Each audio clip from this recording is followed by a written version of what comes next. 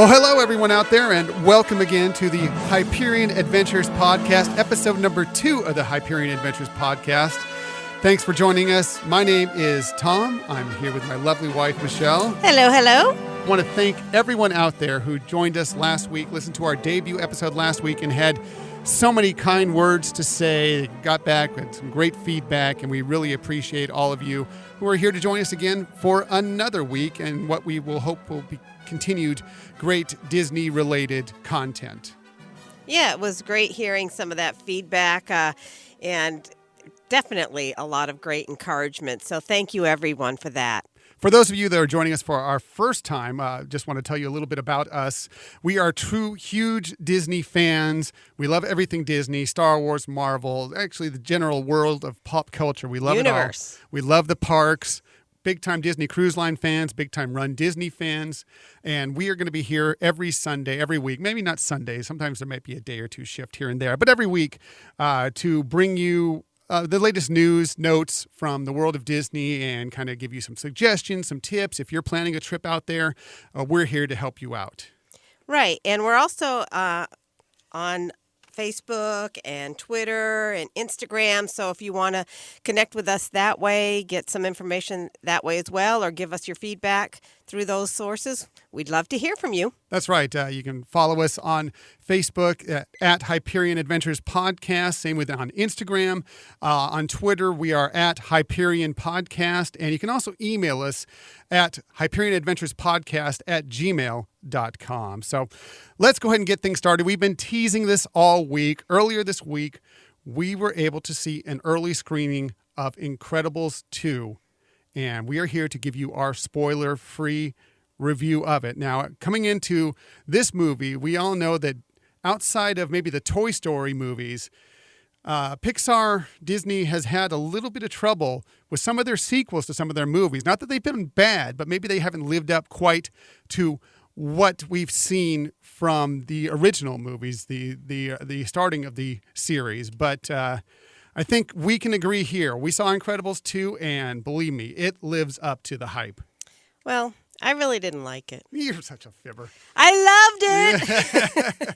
It's amazing. It's a wonderful story. It really ties in the whole family theme, and it is funny and just totally fun to watch. Yeah, in my opinion, it actually is better than the original movie. And we love the original movie, the Incredibles movie, although you didn't like it that much when you first saw it. I had to see it a couple times. I had to really learn to like the dad and appreciate the way he evolved as a head of the household there. So, and I think this one, similarly, you see some roles and role changes at times, and it's wonderful. Yeah, it's a great movie. It really is. I recommend you, if you haven't got your tickets yet, go get them. You're going to love this movie. The one thing I would caution you on, if you have some really young children, this movie is PG.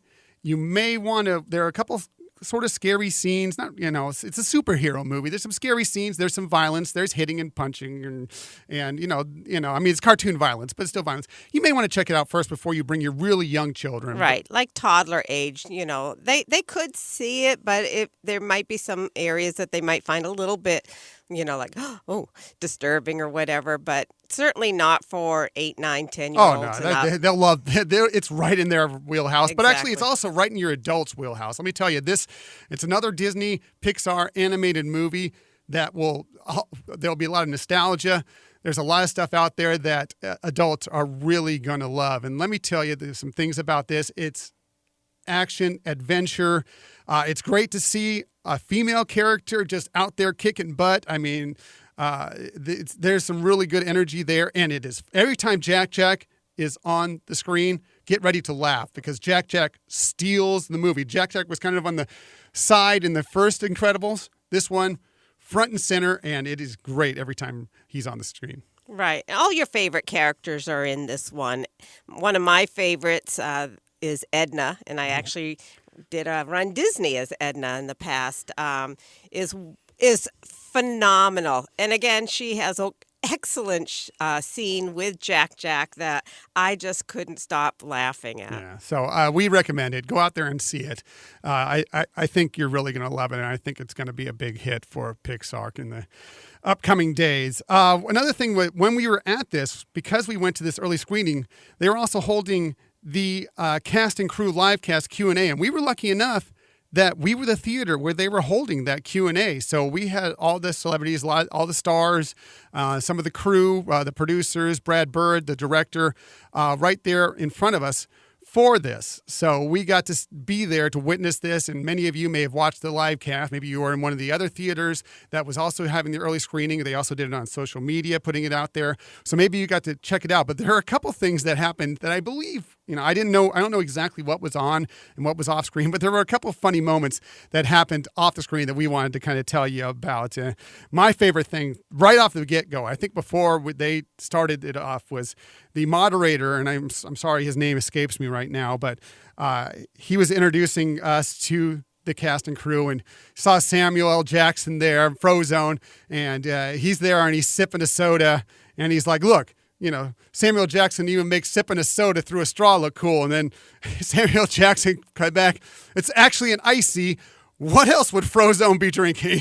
Perfect way to really come out there and get the crowd all rallied up for this. A couple other things I thought were funny is that, I don't know if this was on the screen or not, but Bob Odenkirk and Catherine Keener are new characters in this movie. They play the Dever siblings, and I could just peek them off in the corner.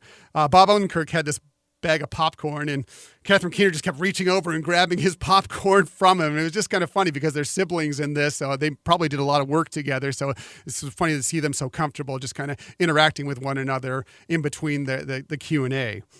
And one of the things I liked about one of her questions, actually, that she gave a question, was why was the family's last name Parr? Oh, yeah. And it was a wonderful, I had never thought about it, but it's because Parr means average. And it was, they're trying to play the average family, although they are superheroes. Exactly. I thought that was amazing, too. That was very interesting. I love the new Dash. I don't know if you know this out there, but it's been 14 years since the last movie came out. So the old Dash's voice, Spencer Fox, well, it went through some changes. He's an adult. He's an adult now. So they have a new Dash. His name is Huck Milner. And what I thought was fun about him is he was just like, when he got questioned out there, he was just your typical 10-year-old kid. They asked him, if you could have your own superpower, what would you like to be? And he was like, well, I'd just like to be really, really fast like Dash, because then I can outrun my cousins for once, and I could win a couple of things. And it was just kind of funny. Too cute. Yeah, I mean, he just wasn't, he doesn't have that celebrity thing to him yet. So really interesting. And one last thing I have, do you have one more? No, go for it. One last thing I have is, and this was definitely off camera. Believe me, this was off camera. Was at the end of it, it all shut down. The celebrities are moving out, and there's a couple in the front row that had brought something to sign. I couldn't see it because we were behind them, but for Sam Jackson to sign. And he came out there and he was just total Sam Jackson. Like, what is this? What? And he dropped his famous catchphrase, which this is a family show. I'm not going to say it here, but for those of you out there, adults, who maybe know a little bit of Sam Jackson, you know what his catchphrase is, and it brought the house down. It was hilarious. It was. So anyway, I'll move on for that. But it was a really good time. We were very privileged to experience it. Love the movie, and we hope you all go out and see it. One little thing is, watch in the movie, there are several hidden Mickeys throughout the movie. Oh, that's true. That's true. There were. I'm looking forward to seeing it again, because I know there was so much action going on. There's a lot of stuff, a lot of Easter eggs that I know I didn't catch. I'm looking forward to seeing a second or third time to see all that stuff that we've missed in the first screening of this movie. So another thing we teased this week that we were going to do is that we were at the Sonoma Terrace Paint the Night reception at Disney's California Adventure, and we wanted to experience that and tell you what we thought about it, so you can see if it was right for you and your family, if you'd like to do this, if you're heading out there while the Paint the Night parade is going on. Yes, I'm a little height challenged. I'm all of 5 feet tall. Tiny thing.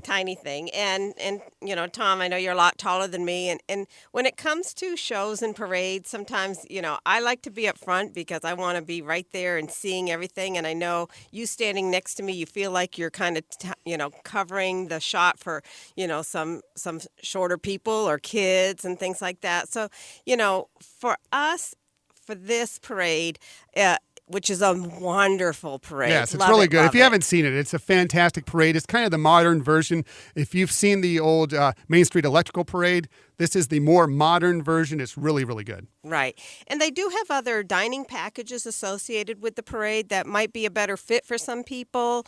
And, they have meals, and then you go to another location.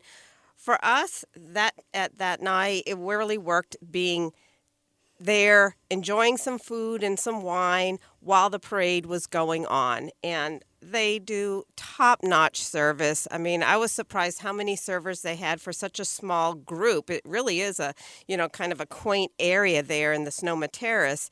But you're front and center. They don't let any guests line up or stand up, sit down even in front of that area. So you have a straight shot view for all the action of the parade. And it's just a high energy, fun parade.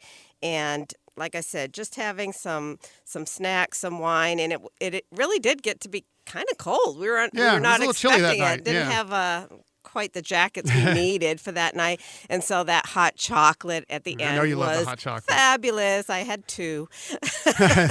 So to go over the details of what this is, so the Sonoma Terrace, you may know it, maybe you don't. It's located, if you know where the Wine Country Trattoria is in Disney's California Adventure, it's just kind of, if you're looking at it straight out from the kind of walkway there, it's just to the left of that.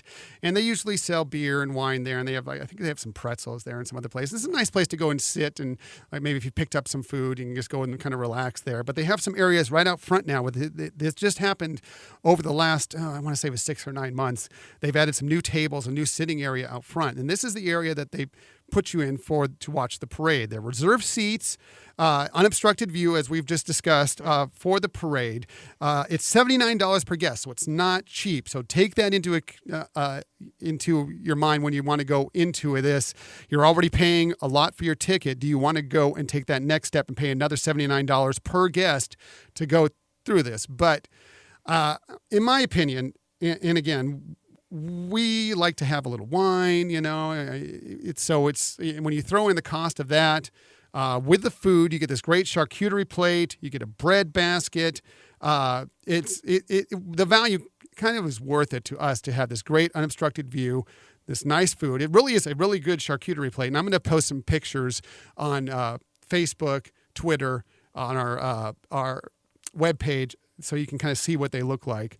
But and when at the end of the night, you get a box of truffles. You've tried them. I haven't tried them yet. How are they? Yeah. Oh, no, honey, you don't want to try them. Yeah, I know. Yeah. No, they're amazing. They're amazing truffles, too. And, it is a splurge. But like Tom said, if you take into consideration, you're each getting, that's per person. So each person gets their own plate. You get bread. You get the, couple glasses of wine or beer. You get all the coffee, sodas, water, tea, etc., that you'd like throughout the night. They're very attentive to you. And, you're sitting there enjoying it with the parades. It's kind of like a dinner and a show. And the other thing that's nice, it does include the gratuity. So you don't have a gratuity fee after that. That's already been charged at that time. And so it is a splurge in that regards, but it, is well worth maybe trying to have that experience once, especially if you like parades and you don't want to feel like, hey, I got to get there and line up way early. And I know it's just going to get a little bit more popular because they have a new float that's coming on later this month for the Incredibles. So if it's something that you've been kind of back and forth about, it's definitely worth it to try it out once. But again, there's some other options, and there is a lot of great seating areas if you don't want to do that. So you can still experience the fun of that parade. Yeah, you can go out and you can find some nice seating areas. You will have to get into some nice spots well ahead of time, at least have somebody there with a blanket down or something to kind of, hold that spot for them. But this is, if you don't want to do that, if you don't want to sit on the ground, if you want to have a nice chair to sit in while you're eating some food, having a soft drink or a glass of wine, a beer, I think they have a white and a red wine, 2 types of beer, and a sangria. But they also have all the soft drinks you want, water, coffee. We talked about the hot chocolate. Michelle loves their hot chocolate, and I'm not a hot chocolate fan. And like I said, there's a charcuterie plate, bread basket for the adults. For the kids, I saw some kids over there. I didn't get to see exactly what was on their plate, but I remember seeing like some goldfish, some orange slices, and some other stuff. And the adults get the box of chocolate truffles at the end. The kids get a caramel apple at the end as you walk out and leave. So that's kind of nice. So you can judge it for yourself. What's right for you? $79 per person is a splurge. But if you're looking to kind of maybe if it's your one trip to Disneyland, the Disneyland Resort, and you're looking to kind of use your time to the best of your ability, not have to sit and have somebody sit for a couple hours or an hour and a half, 2 hours to wait for this parade, but you really want to see it in a good spot, it may be worth it to you. We liked it. We would do it again. We've already done it once. We would do it again. And so we just want to kind of give that out to you and see if you would feel that it's right for you. Right. And again, if you really just want to see the parade and you haven't made a reservation in advance, or you don't want to do that, you can also, as Tom said, you can bring a blanket. You can spread a blanket out, and as long as somebody is from your group is staying with that blanket, then they'll let you keep it there. And that way, if you're traveling with some folks that haven't been to Disneyland before and they want to see some other parts of the park before the parade, then you can be the designator sitter. Right. I wouldn't try and recommend that if you have a group of 8 people or something, where you're spreading out 2 blankets and there's one person sitting there for that. But if you're a family of 4, one person stays there. Maybe dad takes the kids on a ride while mom stays there, and then they switch off. It's an easy way also to find a spot for the parade if you don't want to pay this price. Or the Carthay Circle dining package, which also has some nice chairs to sit in. I believe there's also one for the Wine Country Trattoria as well. Right. And both of those you're eating before the parade, and you're going to another area later to watch the and those parade. are full meals. This is I'll be telling you what, it's a charcuterie plate. It's meats, it's vegetables, it's fruit, it's cheese. It is a full meal. Right. It doesn't sound like it's, a couple slices of this, a couple slices of that. We had to take food home with us because there was so much we couldn't eat it all at that one seating. So we recommend it, but again, it's up to you and what's right for your family. So as we go on, we're moving on to other notes here. We got some other notes, Disney notes, and there was a big announcement today. It actually kind of came out on Twitter and a couple other places, but we've been waiting for this for a long time. Kingdom Hearts 3.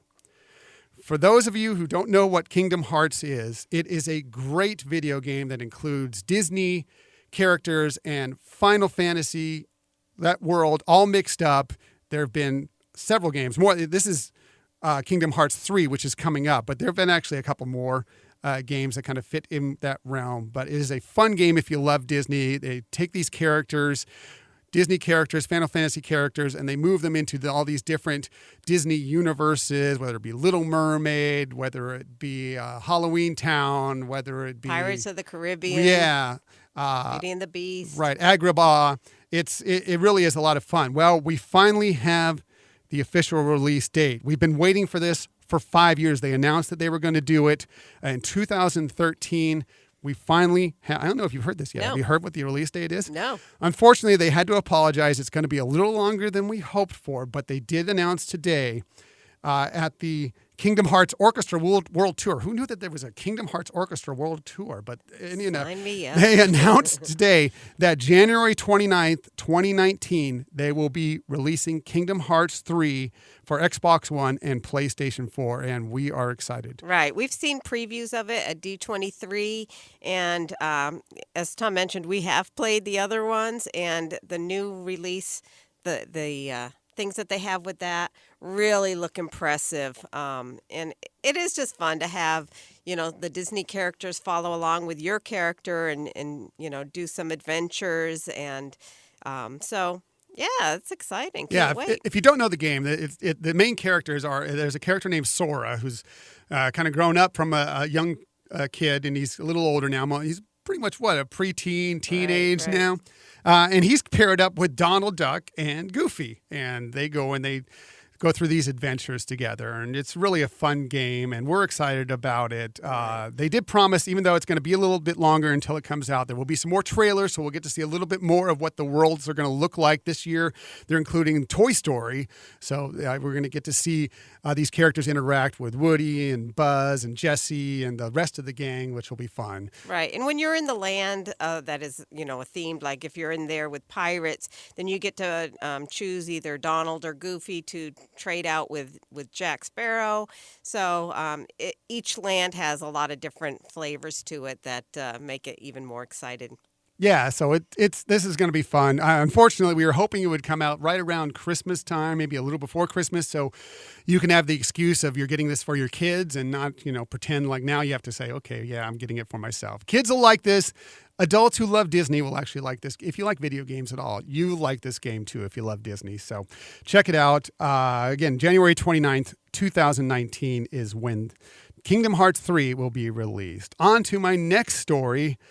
This is interesting news out of Walt Disney World this week. Toy Story Land news. Of course, it's opening on June 30th, and we were hoping that somewhere leading up to it, we saw this with Pandora last year. They would have some soft openings where some people were some annual pass holders or possibly members of D23 or the Disney Vacation Club could get in there and check out Pandora. And we got to do that last year. We were hoping they were going to do that for Toy Story Land, but it looks like they are struggling a bit to get it open on time for June 30th. They haven't said that they're not going to open on June 30th. As far as we know, everything's a go with that, but it looks like they won't be able to have any soft openings. But what they did promise is that for the Select Gold, Platinum, Platinum Plus, and Premier Pass holders, they're going to offer some exclusive access to Toy Story Land in September. So it looks like they'll close it early, or maybe they'll open it late, and you will be able to, if you have one of those passes, you will be able to go in there and experience it with maybe more of a limited crowd. So that's at least some good news. Even we're not going to get that lucky soft opening look at it before it really gets going. Right. And I know that they are actually, on a tight schedule because they do have the media release day on June 28th. So they need to get that squared away for that. But also for the first few weeks that that park is open, they will be doing early time starts in that park for people who are staying on the resort. So that's another way that you can get in there a little bit earlier. So because fast passes, if you haven't gotten them yet, it's a little bit difficult. Yeah, those are going. Those are going. They're like for Pandora. If you're trying to get Flight of Passage fast passes, you better be on there your first morning you have available to get them. Otherwise, they will go quickly. Right. And Disney did open up to have fast passes available for those rides for people who were going to be staying on property 60 days out. So yeah, there you go. So more Toy Story news, and this one from our coast, the West Coast, from the Disneyland Resort and Disney's California Adventure, as they're getting set to open Pixar Pier here later this month. June 23rd is when that is scheduled to open, unless you're going to the preview party on the 22nd, $299 per person if you want to do that to get their early access. But it looks like as of, I believe it's today, Toy Story Midway Mania is closing down until Pixar Pier actually opens again. So if you're wanting to do that, just plan out, if you're planning your trip now and over the next couple weeks to go out to California Adventure, just know that Midway Mania is going to be closed for a couple weeks as they get Pixar Pier, do the final preparations to get Pixar Pier open. Also, we'll be closing, not yet, but on the 18th, Adorable Snowman's Frosted Treats and Knickknacks, which is the little Pixar store that's kind of across what used to be the Cove Bar, will soon be, I think it's the Lamplighter restaurant. I believe that's what they're calling that once they open it up. So just as they get those final preparations going. So just so you know, as you go in there, that unfortunately one of, our favorite rides, and I'm sure your kids' favorite rides, might not be open if you're planning on going over the next couple weeks. So, but there is good news for some pass holders and their friends coming up over the next couple weeks, starting tomorrow, and this actually goes through September 3rd. Annual pass holders for the Disneyland Resort will get to save up to 40% off of a one-day park hopper ticket coming up here over that time. They're also opening up a few blackout dates, not a lot, it's mostly the time right before you get to Pixar Pier opening. Depending on your pass, you will get to, they're going to open up a few blackout dates for you. Check your calendars to be sure and see if your dates are open or not.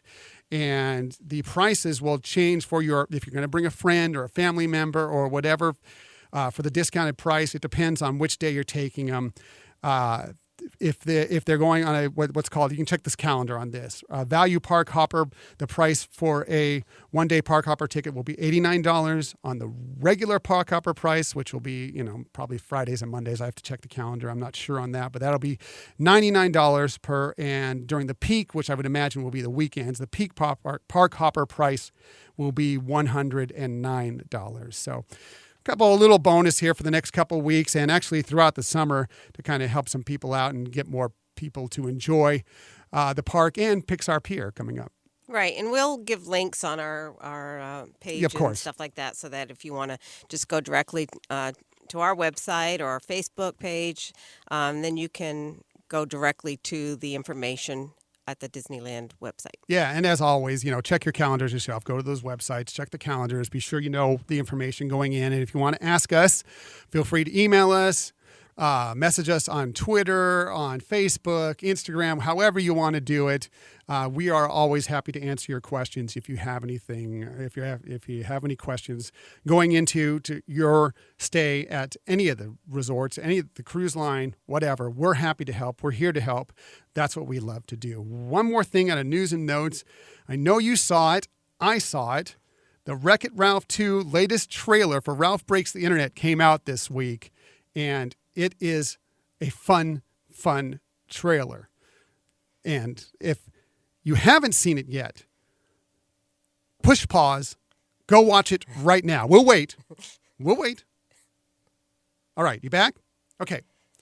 So I know there's people out there that don't even want to watch a trailer, don't want any news at all of going into a movie. They just want to go into it dark. That's fine. If that's the case, just fast forward our podcast here to a couple minutes ahead of time. I'm not going to give any real spoilers away, but there's a little bit of a spoiler. I don't think it's a spoiler because it's really in the trailer, so it's kind of out there already.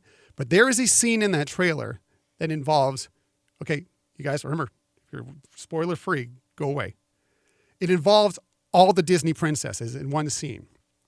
Right, and we saw this at D23, which was super exciting because actually many of the actual actresses who played those voices for those movies were there, and it, I have to say, it brought tears to my eyes, but it's hilarious. Well, it is hilarious, and let me tell you something else. You've seen that scene if you've watched the trailer. And let me tell you right now, we were at the D23 Expo last year at the animation panel. What you see there is only about half of that scene. Right. And it only gets fun. As funny as that scene is on that trailer, it only gets funnier. So that is something to really look forward to when Wreck-It Ralph comes out. I believe it's this November. Really excited about seeing Wreck-It Ralph 2, Ralph Breaks the Internet. Right. All right, so that's it for stories for this week. There's lots of other news out there. If there's anything you want to talk about, feel free, again, to tweet us, Facebook message us, email us. We'll be happy to talk about any of the other stories that have happened this week. But we want to get through this. We don't want to take up your day too much. A lot of you are probably listening to this on your commute. So we want to get to our tips here, which we have. We finish each podcast with every week a tip from Michelle and a tip from myself. So without further ado, Michelle's tip of the week.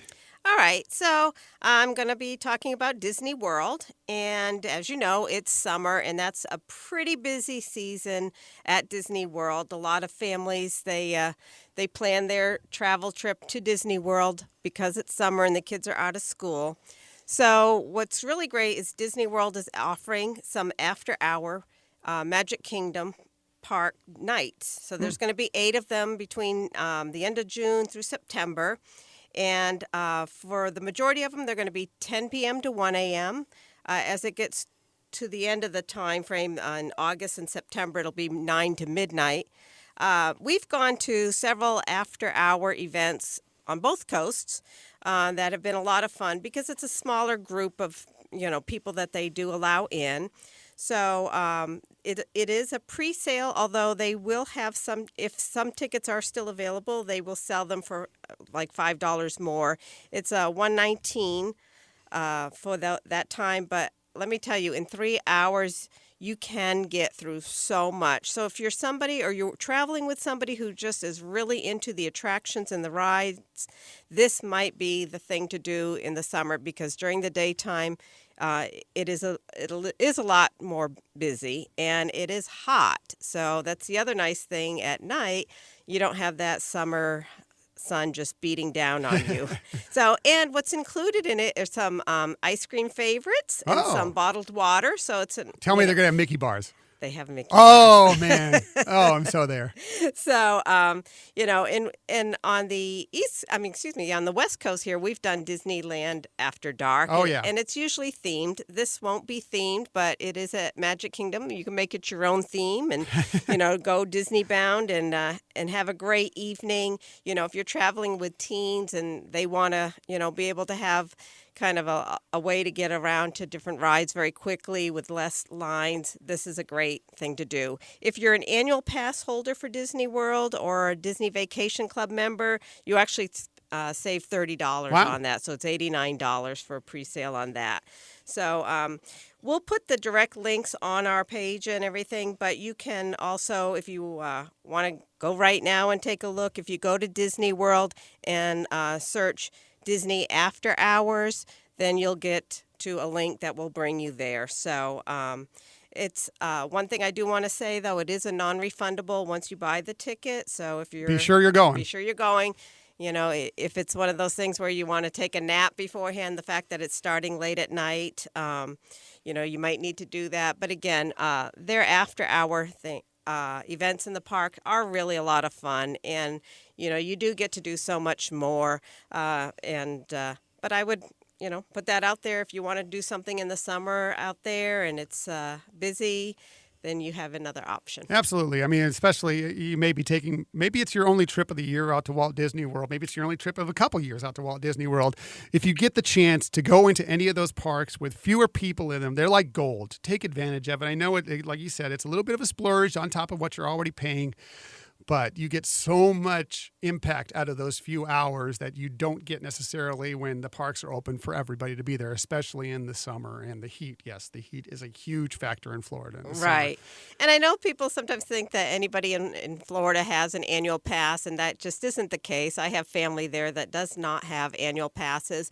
So, putting out some money for this and knowing that you're going to have the limited group. And again, you're not having the hot summer sun from Florida just beating down on you the whole time, making you just sweat. And again, it's still going to be warm, of course, but it's not going to be as unbearable. So that's an option that you might want to look into. Yeah, I like that. I like that a lot. For my tip this week, I'm going to look at the people who on the West Coast that have unfortunately seen, we love the Run Disney races. And unfortunately for the West Coasters, or those who like to travel from other parts of the country to the West Coast to take part in those races, they have gone away for at least a year, probably a little bit more than that, as they do the construction around the area, adding a new hotel, finishing up Galaxy's Edge, and there's a new parking structure and a lot of stuff that's going on that has caused them to cancel the races for the time being out at the Disneyland Resort. But there is still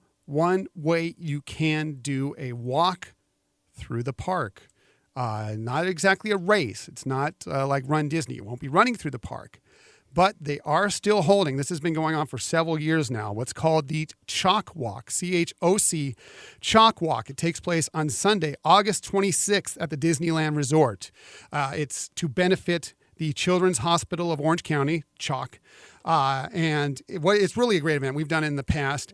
Right. You get to walk through the parks with a lot of other people, a lot of groups supporting the Children's Hospital. And it's a lot of fun. If there's a few of you out there that are kind of missing, maybe you're not getting out to Walt Disney World to run the Run Disney races, or maybe you've been intimidated by, I can't run 3 miles. You could probably, if you walk through the parks, you can walk 3 miles. And it's a leisurely walk. It's a fun walk. And it's for a great cause. And I know when we went, they even actually went over and above what they do with Run Disney, I think because of the fact that they know people are walking, they'll see more. Like we saw on the carousel there, they had, 5 or 6 of the princesses just riding around on the carousel as you walked by. It was so much fun. At least. And because you're walking, you can take pictures of all these things that are going on. And they do have, the cast out there that are encouraging people. And the vibe is really wonderful. I know that a lot of groups get together to do fundraising together on this. And everybody does dress up in costume. Well, I shouldn't say everybody, but most people dress up and really... just like Run Disney races. Right. Get into the spirit of Disneyland and have a great time there. So it's great vibes, wonderful fun. It's early in the morning, so it's not, when the park is open. So it's fun. And they do offer some discounts if you sign up for this. The early registration is anytime before August 13th. Now, you can register right away, and you don't need to pay right away.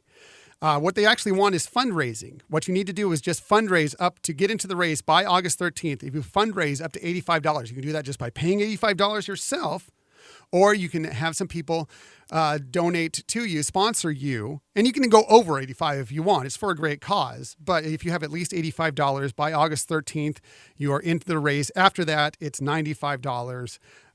We're thinking about doing it. I've thought about maybe we should form a Hyperion Adventures podcast team. Let us know. If anybody's interested and would walk with us on a Hyperion Adventures podcast team, let us know. If we get enough people, maybe we'll put together a team and do this thing.